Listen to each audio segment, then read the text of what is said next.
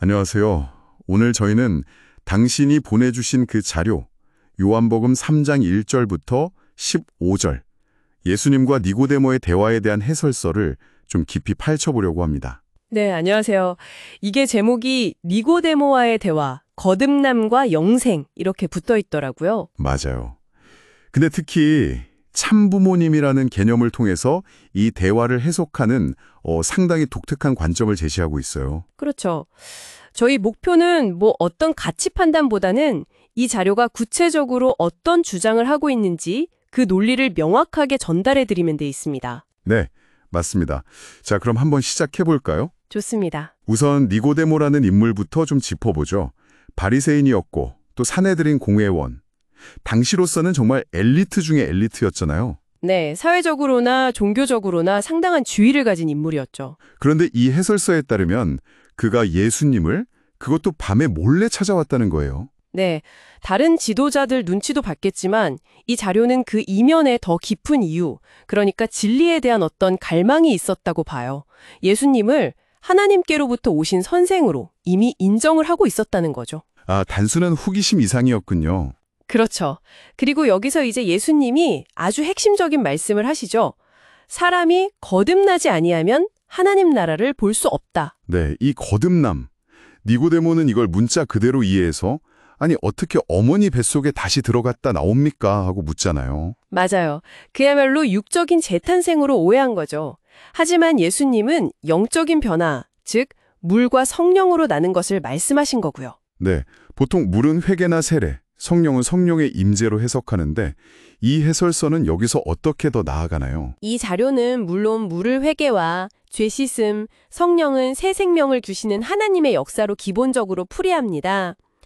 그런데 이제 거기서 한 발 더 나아가서 이 해설서가 말하는 완전한 거듭남은 바로 참 부모님을 통해 하나님의 사랑과 생명, 그리고 혈통을 이어받는 것이라고 설명해요. 혈통이요? 네.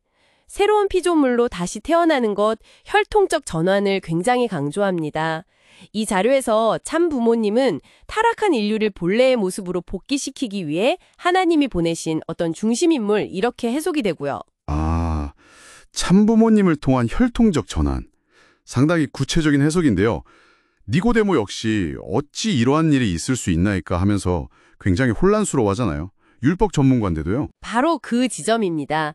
이 자료가 딱 강조하는 부분인데 영적인 진리라는 것이 인간의 지식이나 이성, 논리만으로는 온전히 파악할 수 없다는 거죠. 인간 이성의 한계랄까요? 네.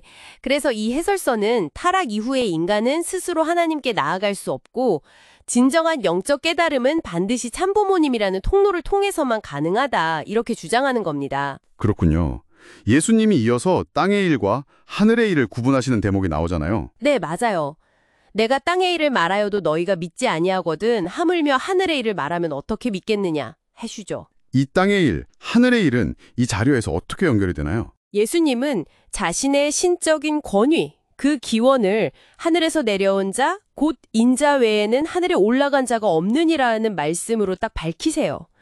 이 해설서는 예수님을 당연히 하나님의 독생자로 인정하고 그 사명을 존중하면서도 그 구원 섭리를 최종적으로 완성하고 지상의 하나님 나라를 실현하기 위해 오시는 분들이 바로 참 부모님이다. 이렇게 설명합니다. 예수님의 말씀을 그런 맥락에서 해석하는 거죠. 아, 예수님의 사명과 참부모님의 역할을 연결짓는 거군요. 흥미롭네요. 네. 그리고 대화가 그 유명한 구약의 놋뱀 사건으로 넘어가죠. 광야에서 불뱀에 물린 백성들이 장대에 달린 놋뱀을 쳐다보고 살아난 그 이야기요. 맞습니다. 이 해설서에 따르면 이게 아주 중요한 예표인데요.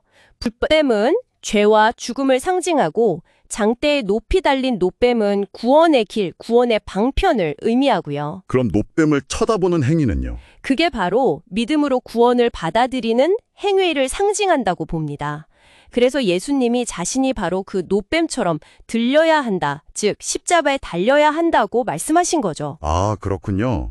그 목적은 결국 믿는 자마다 영생을 얻게 하려는 것이라고 하셨고요. 이 자료가 말하는 영생, 이건 구체적으로 뭘 의미하는 건가요?